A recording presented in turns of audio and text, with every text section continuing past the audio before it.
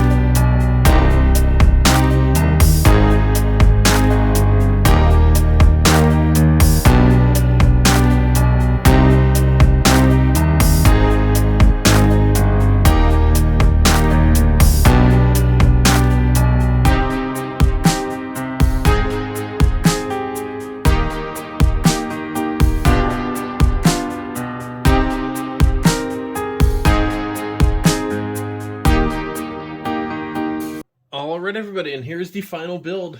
Okay, it wasn't my favorite build in the world, I'm not gonna lie. I think this actual set looks fantastic. It's a really, really cool Skyline. I really love it. It's especially cool knowing that I've just seen these buildings in person, so it is really, like, it's a nice memory. You can look back on it and say, hey, I've seen this, and, you know, that'll be a really cool, like, symbolic set for me, which is exactly why I wanted to buy this on this trip. But the actual build was not the most enjoyable. It is pure repetition, and I totally get that that's a whole part of Lego building, but it wasn't the most creative set in my opinion. I don't know, like, and I don't have specific ways that I could have, like, built this better off the top of my head. It just wasn't my favorite build, but it is a really cool display piece nonetheless. And then I usually cover pieces and stuff at the start. I did forget on this one, so this does retail for about $60, and has just under 600 pieces at 598. Just as a quick disclaimer for the actual size of this, like I said, it is 10 by 10 as well.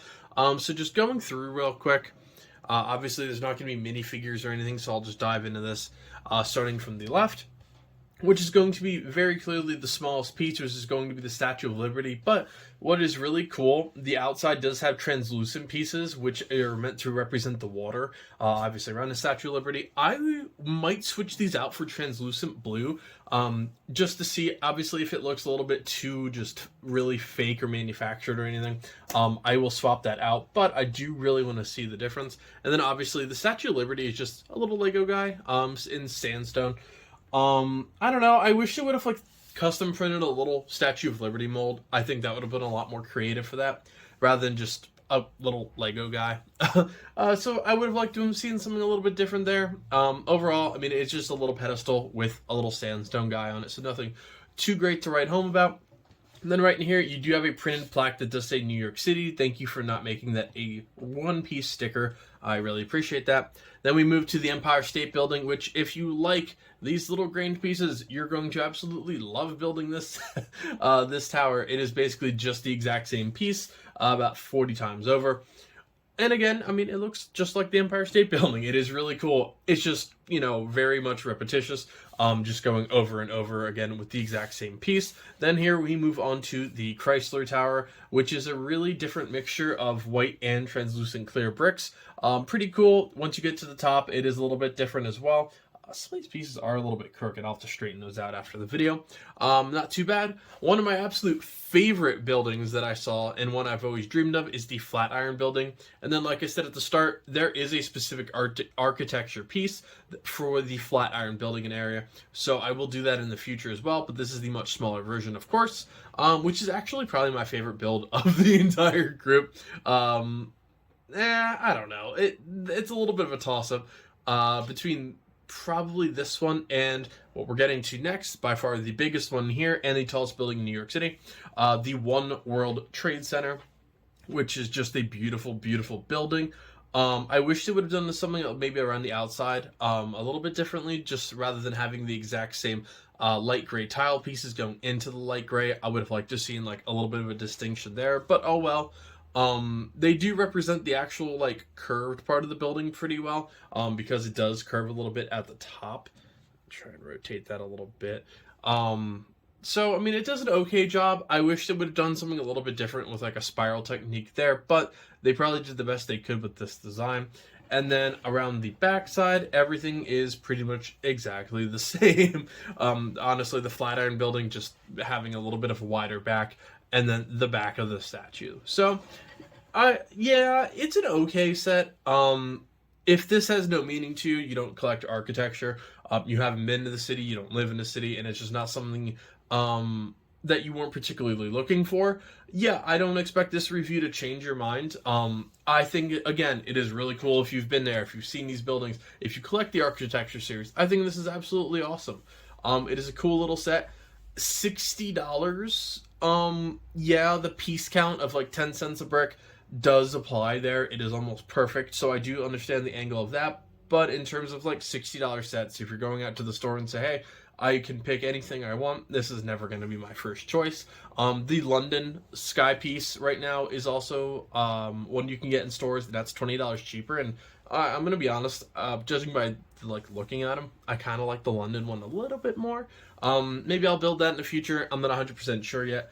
Um, what I'm all going to do, but yeah, it's a decent set. The price is just a little bit high for I think what you get for it.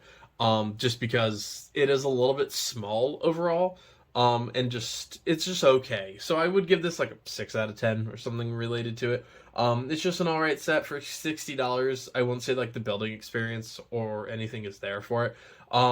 I did say it was like missing something I would love to include, and I realize it's not historic, so it won't be in this. But the skyscraper that absolutely blew me away the most was the one Summit Vanderbilt, which was just fantastic. Takes up a whole city block by itself. It is huge, has a bakery inside. It's beautiful. Like that building was like the first one I kind of saw when we were walking around, and just said, "Wow!"